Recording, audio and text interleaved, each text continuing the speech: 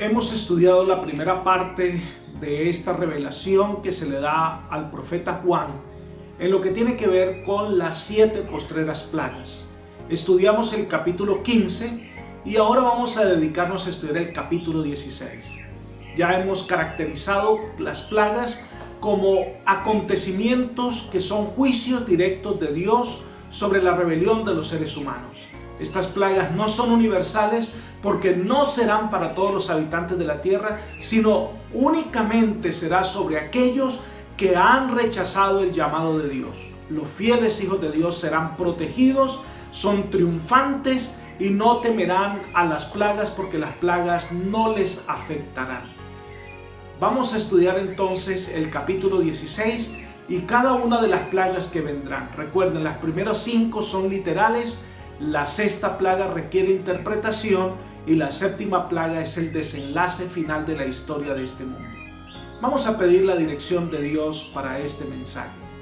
Padre eterno y bondadoso, te pedimos que nos ayudes a estudiar tu palabra y a sacar el mayor provecho posible del estudio que nos permite desarrollar a través de la intervención de tu Santo Espíritu en nuestras vidas para que el mensaje pueda ser claro, pueda ser entendido y podamos tomar la mejor decisión para nuestra vida.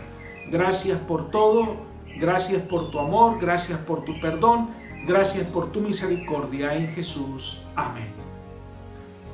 Comencemos pues a estudiar las primeras 5 plagas. Comencemos con la primera, Apocalipsis capítulo 16 versículos 1 y 2. Oí una voz que desde el templo decía a gritos a los 7 ángeles: vayan y derramen sobre la tierra las 7 copas del furor de Dios. El primer ángel fue y derramó su copa sobre la tierra, y a toda la gente que tenía la marca de la bestia y que adoraban su imagen, le salió una llaga maligna y repugnante. La primera plaga nos recuerda la 6ª que cayó sobre Egipto, las llagas pestilentes y malolientes que hacían la vida de los seres humanos fastidiosa, molestosa, estas llagas incurables, porque ellos van a los médicos, van a los hospitales y resulta que los médicos y los hospitales también están llenos de llagas. Así que es algo molestoso y saben, Dios quiere castigar la vanidad de los seres humanos. Muchas personas dejan de acudir al Señor por amor a sí mismo, por su vanidad y su orgullo, y para mostrarnos que realmente la justicia del hombre es como trapo de inmundicia. La segunda plaga, versículo 3 de Apocalipsis 16. El segundo ángel derramó su copa sobre el mar, y el mar se convirtió en sangre como de gente masacrada, y murió todo ser viviente que había en el mar. Esta plaga interrumpe el mercado internacional, los planes turísticos, todo lo que tiene que ver con el comercio que este mundo desarrolla a través de la vía al mar, pues va a ser destruido. El Señor castiga el segundo ídolo de los seres humanos, que es el amor al dinero y las ganancias deshonestas. Número 3, la tercera plaga. Vamos a los versículos 4 al 7. El tercer ángel derramó su copa sobre los ríos y los manantiales, y estos se convirtieron en sangre. Y oí que el ángel de las aguas decía: justo eres tú, el santo que eres y que eras, porque juzgas así. Ellos derramaron la sangre de santos y de profetas, y tú le has dado a beber sangre como se lo merece. Oí también que el altar respondía: así es, Señor Dios Todopoderoso, verdaderos y justos son tus juicios. Esta plaga es un terrible juicio divino, porque son las fuentes de agua dulce. Antes era el mar y ahora son las fuentes de agua dulce. Esto nos recuerda la primera plaga que cayó sobre Egipto, que convirtió todo el agua en sangre. Imagínense, las personas no pueden conseguir agua potable, el agua es necesaria para la vida, pero no pueden conseguir, no tienen con qué lavarse esas llagas incurables que tienen en el rostro. Pero esta plaga la explica. Es la única plaga que se explica. Dice que la razón por la cual caen estas plagas es porque los impíos atentaron desde el comienzo de la historia contra los fieles hijos de Dios. Desde Abel la sangre de los santos fieles hijos de Dios ha sido derramada sin misericordia. Y el Señor entonces, como muestra de su repudio y haciendo justicia a los fieles hijos de Dios, les da a beber la sangre que ellos derramaron. Vamos con la cuarta plaga, versículos 8 y 9. El cuarto ángel derramó su copa sobre el sol, el cual se le permitió quemar con fuego a la gente. Todos sufrieron terribles quemaduras, pero ni así se arrepintieron. En vez de darle gloria a Dios, que tiene poder sobre estas plagas, maldijeron su nombre. Esta plaga ahora hace que el sol caliente de una manera tal que dice que los hombres perecen. Ahora imagínense la escena. Están llenos de llagas los seres humanos. Después el mar se convierte en sangre, las fuentes de agua dulce se convierten en sangre y ahora el sol calienta de una manera sin misericordia. Eso significaría que las plantas se marchitan, la gente se muere de sed, van a beber agua dulce y encuentran que el agua está convertida en sangre. Qué terrible será la vida de aquellos que han aceptado la obediencia a la bestia y a la imagen de la bestia en vez de la adoración al verdadero Dios. Será un momento terrible, pero dice el versículo que las personas cuando sufren esta plaga no reconocen su pecado, sino que antes dicen maldicen a Dios, blasfeman el nombre de Dios, hablan en contra de Dios, levantan su mano en contra de Dios. Eso muestra la profunda rebelión que hay en su corazón y muestran que ellos definitivamente van por el camino a la destrucción. Esto también nos revela, mis queridos amigos y hermanos, que estas plagas no tienen como objetivo buscar el arrepentimiento, sino revelar cuán profundamente el pecado está arraigado en el corazón de los seres humanos. Y entonces vamos con la quinta plaga, versículos 10 y 11. El quinto ángel derramó su copa sobre el trono de la bestia y el reino de la bestia quedó sumido en la oscuridad.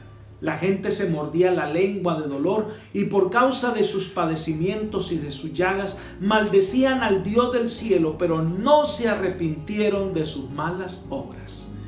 Aquí la quinta plaga es el contraste con la cuarta. En la cuarta el sol calentaba de una manera desproporcionada y ahora se convierte todo en tinieblas.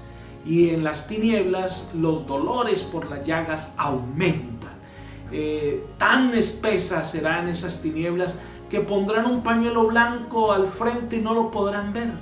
Serán unas tinieblas terribles que caerán sobre el trono de la bestia, sobre todos los que le siguen, sobre todos los que le han adorado. Y por supuesto dice, ellos van a maldecir a Dios y no se arrepentirán de sus obras, porque el tiempo del arrepentimiento ya habrá pasado.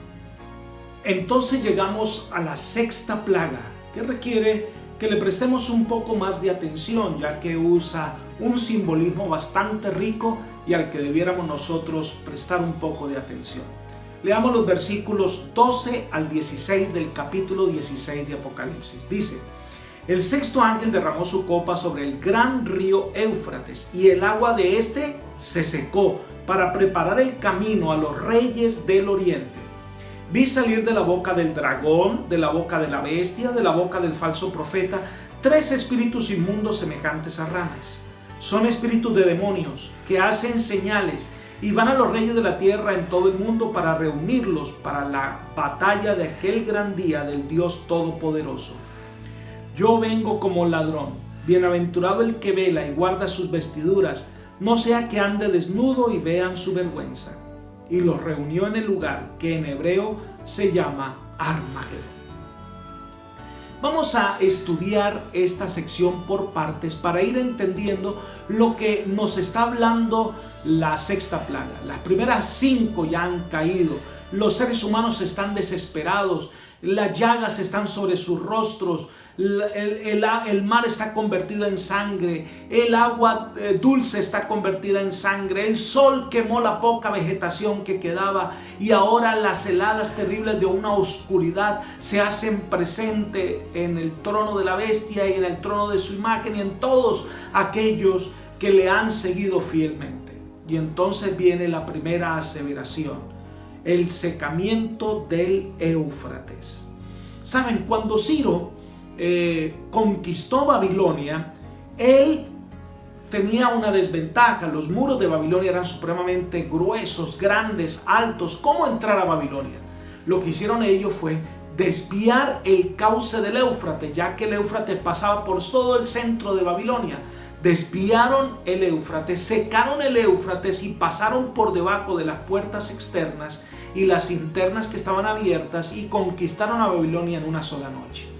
El secamiento del Éufrates representa a todos los impíos que están sufriendo las consecuencias de las plagas, retiran su apoyo a estos poderes representados por la bestia y la imagen de la bestia, debido a que no han dado solución a los problemas que están padeciendo en ese momento. La segunda parte de esta sección de Apocalipsis, de la sexta plaga, nos dice que el secamiento del Éufrates prepara el camino para los reyes del Oriente.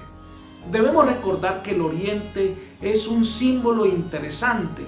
Ciro, aunque venía del norte, sin embargo conquistó a Babilonia por el oriente, entró por el oriente. El oriente es el símbolo del libertador y generalmente se lo relaciona con Cristo. Apocalipsis 7 ya nos presentó a Cristo diciendo que viene desde el nacimiento del sol, es decir, desde el oriente.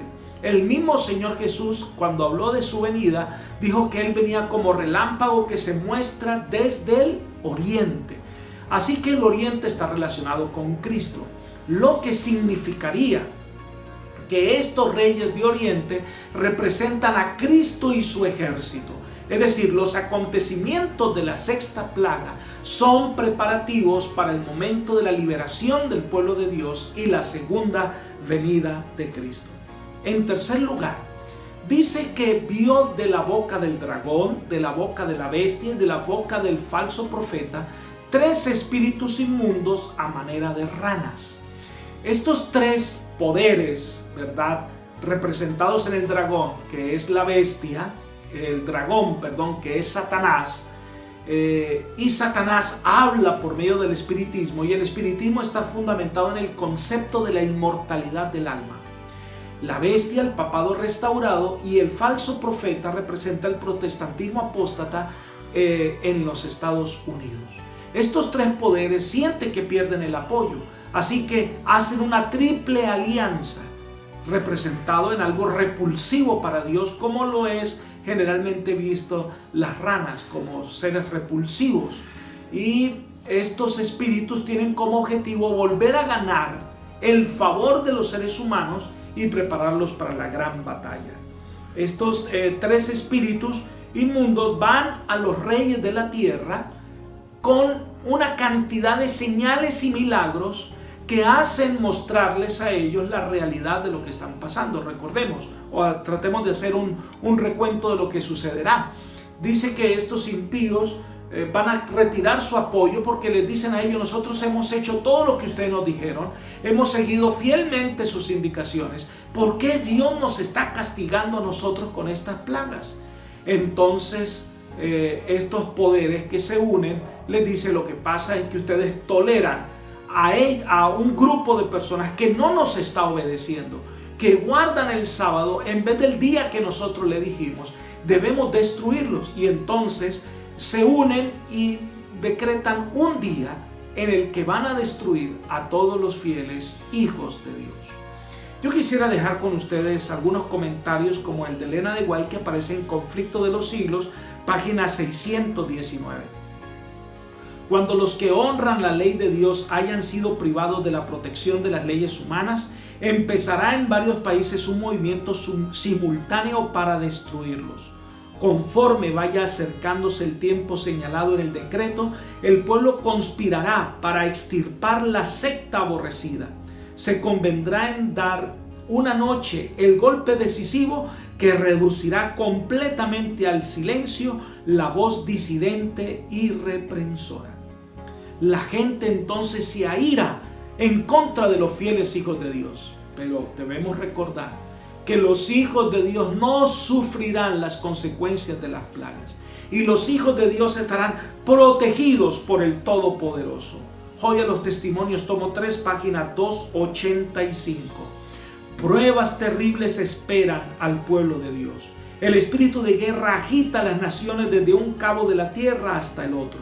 Mas a través del tiempo de angustia que se avecina, un tiempo de angustia como no lo hubo desde que existe nación, el pueblo de Dios permanecerá inconmovible. Satanás y su ejército no podrán destruirlos, porque ángeles poderosos los protegerán.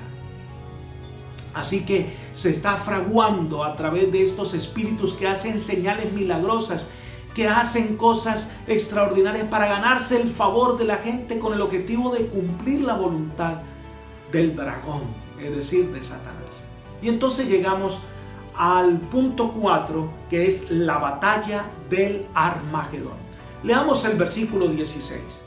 Entonces los espíritus de los demonios reunieron a los reyes en el lugar que en hebreo se llama Armagedón. Esta triple alianza logra otra vez conquistar el corazón de todos los impíos de la tierra. Y hablo de impíos, son aquellos que rechazan el llamado del Señor, que rechazan la obediencia fiel a los mandamientos de Dios. Y estos entonces se unen detrás de estos poderes para atacar al pueblo de Dios. La batalla del Armagedón, que en hebreo se dice Armagedón. No existe un lugar geográfico que lleve este nombre. Se lo ha tratado de unir con el monte Meguido, pero nada tiene que ver eso con lo que está diciendo aquí, ya que la expresión misma del versículo nos da a entender de que es simbólico, porque dice el lugar que en hebreo se llama Armagedón. Armagedón está construido bajo dos palabras: Ar, ¿verdad?, que también significa montaña o monte, y Meguido, que significa matanza. Y el lugar significa, viene del griego topos, que puede ser un sitio como también un estado. Así que lo que está diciendo aquí es que los enemigos de Dios se van a unir, van a unirse en propósito. Hay algo interesante que podemos leer también al comparar Apocalipsis 14 con Apocalipsis 16. Por ejemplo, Apocalipsis capítulo 14, versículo 1 dice: luego miré y apareció el Cordero, estaba de pie sobre el monte Sión en compañía de 144,000 personas que llevaban escrito en la frente el nombre del Cordero y de su Padre. Los fieles hijos de Dios están sobre el monte Sión, pero los impíos se encuentran en el monte de la matanza, en la ciudad de la matanza, en el monte de la decisión. Joel capítulo 2 y 3 llama a este lugar el Valle de Josafat o el Valle de la Decisión. Elena de White lo describe así: dos grandes poderes antagónicos se revelan en la última gran batalla. En un lado está el creador del cielo y la tierra. Todos los que están a su lado llevan su sello, son obedientes a sus mandamientos. Al otro lado está el príncipe de las tinieblas, con los que han preferido la apostasía y la rebelión. En otra parte sigue diciendo en la página 306 del libro Eventos de los Últimos Días lo siguiente: y pronto, muy pronto se librará la última gran batalla entre el bien y el mal.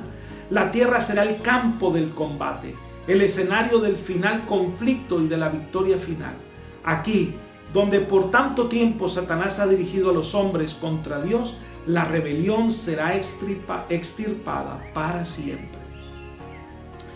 Pero notemos ustedes que todo está allí fraguándose en una tremenda conspiración contra los fieles hijos de Dios. Pero hay algo interesante entre el versículo 14 y el versículo 16 de Apocalipsis 16, que habla de los tres espíritus que reúnen a la tierra y lo llevan a la gran batalla que es el Armagedón. Está el versículo 15. Y el versículo 15 es un paréntesis muy interesante que no debiéramos pasar por alto. Dice: yo vengo como ladrón, bienaventurado el que vela y guarda sus vestiduras, no sea que ande desnudo y vean su vergüenza. ¿Saben, mis queridos amigos y hermanos? Este es un llamado de parte de Dios para los que estamos leyendo el Apocalipsis en esta época. Porque solamente seremos protegidos de la sexta plaga los que estemos cubiertos de la justicia de Cristo. Cuando dice, mira, ten cuidado, no sea que llegue ese momento y te encuentres desnudo. ¿Cómo así que desnudo? Sí, desprovisto de la justicia divina, desprovisto de la gracia del Señor, desprovisto de seguir sus mandatos y sus lineamientos. Y en ese momento Cristo vendrá sobre ti como ladrón en la noche. Porque Jesús viene como ladrón para los que no lo esperan. E imaginémonos la escena. Los impíos se unen. Están sufriendo las consecuencias de las plagas. Son engañados nuevamente. Se unen contra el pueblo de Dios. Y en ese momento fijan un día y una hora en que van a destruir a los fieles hijos de Dios. Y están listos para dar el golpe final. Los fieles hijos de Dios siguen allí confiando en la dirección divina. Los impíos se unen para atacarlos y destruirlos. Una batalla, la batalla del Armagedón. Los impíos en el monte de la matanza, los hijos de Dios en el monte Sión, sellados, librados por el Señor. Qué tremendo escena la que nos describe aquí el Apocalipsis. Y con este trasfondo llegamos a la séptima plaga, donde es la intervención directa de Dios en favor de su pueblo. Vayamos a Apocalipsis capítulo 16, versículos 17 al 21. El séptimo ángel derramó su copa por el aire, y salió una gran voz del santuario del cielo, desde el trono, que decía, ya está escrito. Entonces hubo relámpago, voces, truenos y un gran temblor de tierra, un terremoto tan grande cual no lo hubo jamás desde que los hombres existen sobre la tierra. La gran ciudad se dividió en 3 partes y las ciudades de las naciones cayeron. La gran Babilonia vino en memoria delante de Dios para darle el cáliz del vino del ardor de su ira. Toda isla huyó y los montes ya no fueron hallados. Desde el cielo cayó sobre los hombres un enorme granizo como del peso de un talento. Y los hombres blasfemaron contra Dios por la plaga del granizo, porque su plaga fue sumamente grande. Dios interviene directamente. Los impíos, fraguados por Satanás, deseoso de destruir al pueblo de Dios con el intento de impedir que el reino de Dios se establezca sobre la tierra, convence a todos los impíos para acabar con los fieles hijos de Dios. Y en ese momento, cuando la fiera está a punto de abalanzarse contra la presa, Dios interviene del cielo y pronuncia las palabras, hecho es. Recuerden ustedes que en la cruz del Calvario Jesús dijo, consumado es, porque ahí se consumó la salvación en favor nuestro. Pero aquí en la séptima plaga, hecho es significa que la historia del pecado llega a su fin, que el conflicto entre el bien y el mal llega a su fin, que ya no, el Señor no va a permitir más tiempo que Satanás desarrolle su plan siniestro sobre el universo. Esto me hace acordar de Daniel capítulo 12, el verso 1, donde se describe la intervención de Dios. Dice, en aquel tiempo se levantará Miguel, el gran príncipe que está de parte de los hijos de tu pueblo. Será tiempo de angustia cual no fue desde que hubo gente hasta entonces. Pero en aquel tiempo será libertado tu pueblo, todos los que se hallen inscritos en el libro de la vida. Allí encontramos entonces a Miguel, que significa ¿quién es como Dios? Y es un símbolo de Jesús, el gran príncipe que está al frente del ejército del cielo. Viene entonces a librar a su pueblo. Recuerden lo que está pasando. Los impíos unidos a la bestia y al falso profeta, instigados por el dragón, se disponen a destruir a los fieles hijos de Dios. El Señor interviene y esto es para los impíos un momento de terror, porque ellos no esperaban que Jesús viniera por segunda vez. Para ellos Jesús viene como ladrón en la noche. porque ellos creen que van por el camino correcto, creen que están haciendo bien. Y en ese momento Jesús interviene, su voz estremece la tierra, un terremoto más grande que el que se haya visto en la historia ocurre, las islas desaparecen, las montañas se derriten. Para los impíos será una escena de terror, para los hijos de Dios un momento de esperanza. Levantan sus manos y dicen: este es nuestro Dios, le hemos esperado y Él nos salvará.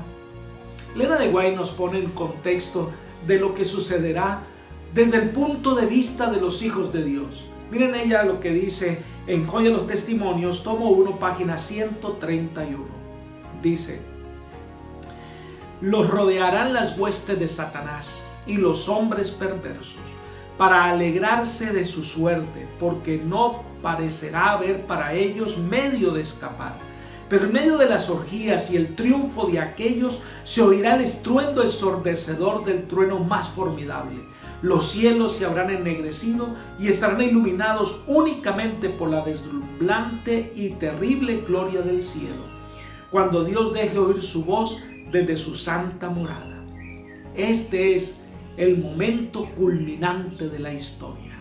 Al concluir este tema de las 7 plagas, debo decirles que Dios no tiene como objetivo que tú sientas miedo y terror y que debido a ese miedo y terror tú ahora digas: uy, me voy a entregar al Señor para evitar el castigo. No, no es eso la pretensión que el Señor tiene en el Apocalipsis. Lo que hace el Señor en el Apocalipsis es mostrar las dos sendas. Y cada uno tiene derecho a tomar la decisión que desee: la senda de la justicia o la senda de la desobediencia. Yo te recomiendo, dice el Señor, que tomes el camino de la justicia. Pero si tomas el camino equivocado, estos son los resultados. Y hace Dios bien en ilustrarnos sobre los resultados de cada decisión que tomemos como una advertencia importante. Amigo y hermano, tú puedes llegar a ser un hombre victorioso en Cristo si te entregas al Señor. La Escritura dice: si oyereis hoy su voz, no endurezcáis vuestros corazones.